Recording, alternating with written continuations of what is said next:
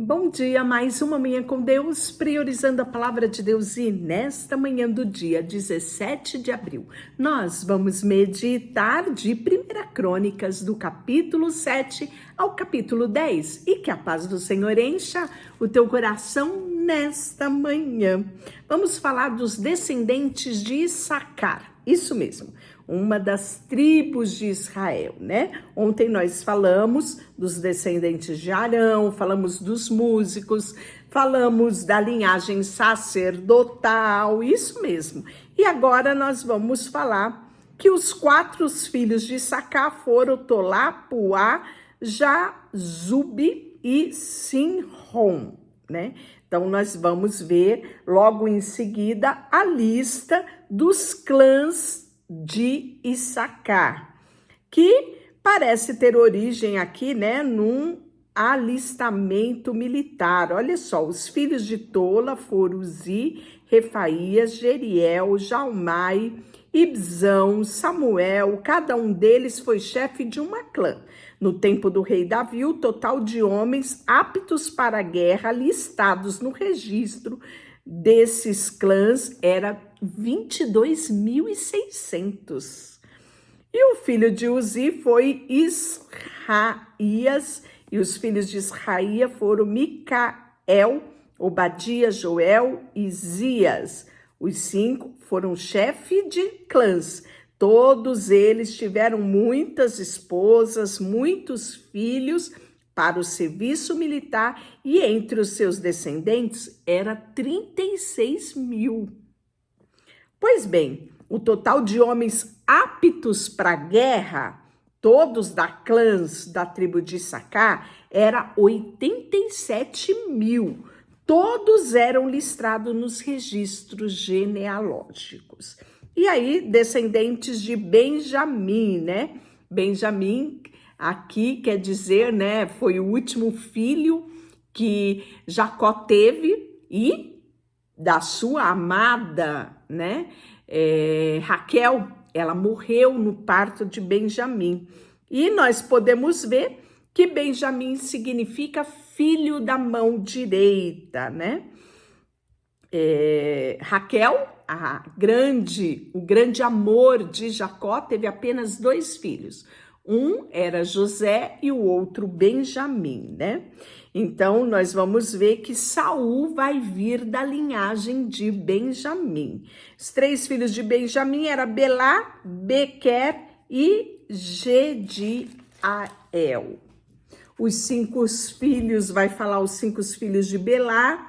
Cada um deles foi chefe de uma clã. Total de homens aptos para a guerra, 22.034, registrados todos eles nos registros genealógicos, né? Depois nós vamos ver que do filho de Bequer, cada um deles foi chefe também da clã. O total de homens para guerras era 20.200, também listado nos registros genealógicos. E do filho Gediael, nós vamos ver que foram 17.200 homens aptos para a guerra.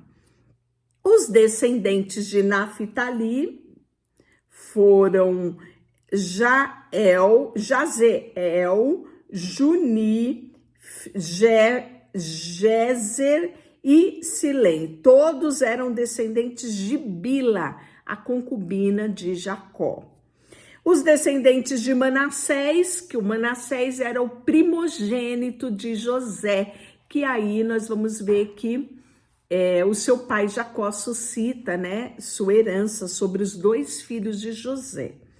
E aí nós temos a figura de Manassés. E aí vai ser aqui nos descendentes de Manassés, né, que nós vamos ter Zelofeade. Lembra dele? Ele teve 5 filhas, não teve filho homem, mas essas 5 mulheres eram ousadas e elas foram diante de Moisés para requerer o direito de herança que só era dado aos homens, mas o seu pai não teve filho homens, logo como ia ficar a herança do seu pai. E aí elas levam o caso delas, né, até Moisés. Moisés fica sem saber porque as mulheres não tinham esse direito à herança. Mas no caso de Zelofeade, Moisés foi consultar o Senhor e Deus deu a essas 5 mulheres o direito de herança, mudando drasticamente, né, a legislação em Israel, né, instituindo aqui que elas teriam direito na linhagem sucessória do seu pai, né? E então nós vamos ver que elas vão adquirir isso. E isso tudo está registrado em número 27. Aqui nós temos apenas a citação do descendente de Manassés, que foi Zelofeade, que só teve filhas. Então, só estou relembrando aqui a história deste homem de Zelofeade e das suas filhas. E aí, depois nós vamos ter os descendentes de Efraim, todos eles instituídos aqui. Lembrando que dos descendentes de Efraim, Sutela, Berede, Taate, Eleada, Taate, Zabade, Sutela, Ezer, Eliade. Lembrando que esses dois, né, últimos foram mortos quando tentavam roubar gado dos moradores nos arredores de Gate, né? O seu pai Efraim lamentou a sua morte por algum tempo e os seus parentes vieram consolá-lo. Depois Efraim teve relações com as suas esposas e ela vai engravidar e vai dar à luz a mais filhos, né? Que, por exemplo, no caso aqui, Efraim vai dar o nome dele, do primeiro, de Berias, né? Por causa da desgraça que a família dele havia sofrido. Então, nós vamos ver, né, novamente aqui a menção de ocasiões que davam origem a nomes. Vamos, cada detalhe aqui. Outro descendente de Efraim que era famoso era Josué. Isso mesmo, filho de Num. E nós vamos ter os descendentes de Asser também aqui, elencado no livro de Crônicas, né? Relembrando que Crônicas quer dizer atos do dia a dia, né? Então, por isso que ele traz esse registro tão detalhado das genealogias, né? E nós vamos ver que na tribo de Assé, nós tivemos um total de 26 mil homens aptos para a guerra. Então, vamos ter, por fim, no capítulo 8, os descendentes de Benjamim. Isso mesmo, né? Vamos retomar aqui falando um pouquinho mais dos descendentes de Benjamim. Lembrando que Benjamim era uma tribo pequena. Em relação às demais tribos, ela era uma tribo pequena, né? Era o irmão de José, era o único irmão por parte de mãe e pai, e a sua mãe Raquel morreu no parto de Benjamim, né? Nós vamos ver que por conta dele ser muito pequeno, ele não participou da trama dos irmãos contra José, né? E por conta dele não ter participado dessa trama, nós vemos a bênção profética de Jacó sobre a vida de Benjamim. Ele, lá em Números 49, 27, fala que Benjamim é lobo que despedaça pela manhã e devora a presa à tarde e reparte os despojos, né? Ou seja, na tribo de Benjamim, apesar de ser uma tribo pequena, nós vemos aqui através do registro que eram homens valentes e flecheiros, isso mesmo. E nós vamos ver que da tribo de Benjamim nós vamos ter aqui suscitado a família de Saul, que foi o primeiro rei de Israel. Isso mesmo, que foi gerado através de Quis, que era o pai de Saul. Então nós vamos ver aqui tudo isso sendo relatado aqui no capítulo 8. O capítulo 9, todo Israel vai ser listado nos registros genealógicos dos livros dos reis de Israel. Então aqui nós já estamos falando episódio pós-exílio, né? Veja bem, em algumas bíblias tá o subtítulo do capítulo 9, os exilados que voltaram. Então vem lá, o povo de Judá foi exilado na Babilônia por causa da sua infidelidade. Os primeiros exilados a regressar nas suas propriedades e suas respectivas cidades foram os sacerdotes, os levitas, os servidores do templo, além de outros israelitas. Alguns membros da tribo de Judá, Benjamim, Efraim, Manassés se restabeleceram em Jerusalém, né?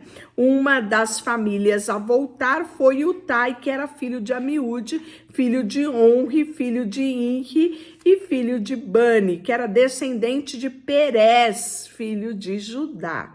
Então, ao todo, nós vamos ver que voltaram 690 famílias da tribo de Judá, né? Então, aqui, quem vai relatar muito bem esses episódios aqui, que nós vamos ver com detalhe, vai ser o livro de Esdra, né? Lá no capítulo 2, por exemplo, você vai ver uma listagem lá, e Neemias 7 também. Então, nós vamos ver que não só Esdra como Neemias vão relatar a vivência pós-exílio, o retorno. Esdra com a preocupação da reconstrução do templo e Neemias com a reconstrução dos muros. Mas daqui a pouco a gente chega lá e nós vamos ver isso com mais detalhe. Estou apenas citando porque o capítulo 9 fala a respeito disso, né? Das 690 famílias que retornaram da tribo de Judá. A tribo de Benjamim, alguns dos que voltaram, né? Ele vai citar aqui, filho de Mesulão, filho de Odavias, filho de Hassemua, e ele vai trazer alguns nomes, e no total ele elenca que foram 956 famílias da tribo de Benjamim. E aí nós temos também sacerdotes que voltaram, né?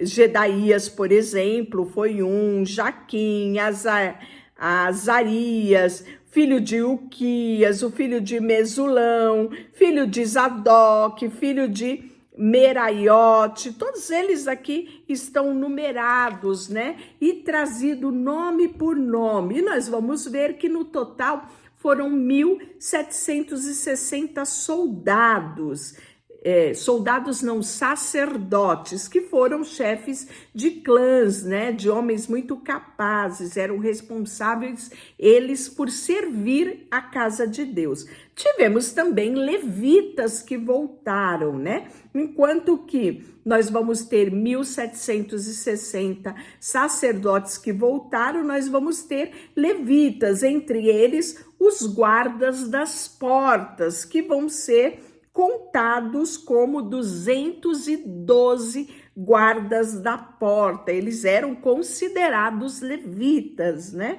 Os guardas da porta vão ficar dos 4 lados, leste, oeste, norte, sul, né? E os seus parentes nos povoados que viviam em tempo de dividir essas responsabilidades, né? Pelo período de 7 dias, conforme Davi tinha organizado tudo isso, né? Os 4 principais guardas da porta, todos levitas, eram oficiais de confiança, pois eram responsáveis pelas salas e pelos tesouros da casa de Deus.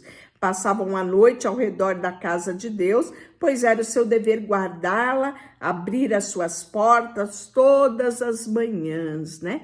Então, eles conferiam tudo que era retirado, tudo que era devolvido, cada detalhezinho. Eles eram responsáveis também pela mobília, os utensílios, o suprimento, tudo isso eles eram responsáveis, inclusive com as especiarias que eram utilizadas, né, para o óleo de unção, para o incenso que era queimado, tudo isso, além dos músicos também. E aí, por fim, no final do capítulo 9, a gente vai ver a descendência do rei Saul, que era justamente da tribo de Benjamim, né? Os filhos, ele teve 6 filhos: Azel, Azircão, Bocu, Ismael, Seraías, Obadias, Anã. Todos esses foram os filhos de Azel, né? Porque ele traz aqui a descendência de Jeiel, filho de Gibeon, da cidade de Gibeon. A esposa chamava Maca. E aí ele vai trazendo, né? Gerou Quis, que gerou Saul. Os filhos de Saul foram Jonathan, Malquizua, Abizanabe, Isbosete, Jonatas, que gerou Mefibosete, Mefibosete e Mica, os filhos de Mica. E aí ele vai trazendo, finalizando aqui com os filhos de Azel. Capítulo 10, ele fala da morte de Saul, que é relatado em 1 Samuel capítulo 31, né? Lembrando que 1 Samuel, nós vamos ver os relatos do reinado de Saul, e em relação a 2 Samuel, que nós vamos ver relatos do reinado de Davi, né? E por fim, Salomão. Então, os filisteus vão atacar Israel. Você sabe que foi por esta ocasião que o combate tornou cada vez mais intenso, e à volta de Saul, né, arqueiros filisteus o atacaram e o feriram, né? E quando Saul viu que estava ferido, fala ao seu escudeiro: pegue sua lança e mate-me, antes que esses filisteus incircuncisos venham e me torturem. O escudeiro vai ter medo, não vai querer fazer isso, e Saul pega a sua própria espada e se lança sobre ela. E quando o escudeiro dele vê que ele fez isso, faz a mesma coisa, né? E não só Saul morre nessa batalha, mas também os seus 3 filhos, né? Ou seja, a sua dinastia chega ao fim nesta batalha intensa que teve com os filisteus, né? E os filisteus vão saquear os mortos, vão encontrar o corpo de Saul. Tudo isso está relatado no capítulo 10, né? Encontra também os corpos dos seus filhos, cortam a cabeça deles, né? E vai pendurá-los, né? E aí nós vamos ver que eles vão inclusive colocar a armadura de Saul lá no templo do seu Deus, que era Dagon. E aí nós vamos ver que os habitantes de Jabes de Gileade, quando sabem disso, que os filisteus haviam feito a Saul, eles vão lá, traz os corpos não só de Saul, mas dos seus filhos de volta, né? E enterram os ossos debaixo de uma grande árvore em Jabes e jejuam durante 7 dias, lamentando a morte de Saul e dos seus filhos, né? E o texto aqui torna claro que Saul morreu porque foi infiel ao Senhor, não obedeceu os mandamentos do Senhor e chegou a consultar inclusive médium, em vez de pedir orientação ao Senhor. Por isso o Senhor o matou e o entregou o reino a Davi, filho de Jessé. Então, muitas coisas nós tivemos narrado na nossa leitura de hoje. Amanhã nós vamos falar sobre Davi, que ele se torna rei em Israel. Nossa leitura de amanhã começa no capítulo 11. Deixa eu orar por você? Senhor, nesta manhã, colocamos diante de Ti o nosso coração, a nossa vida, tudo que temos e tudo que somos. Em nome de Jesus, amém. E Deus te abençoe.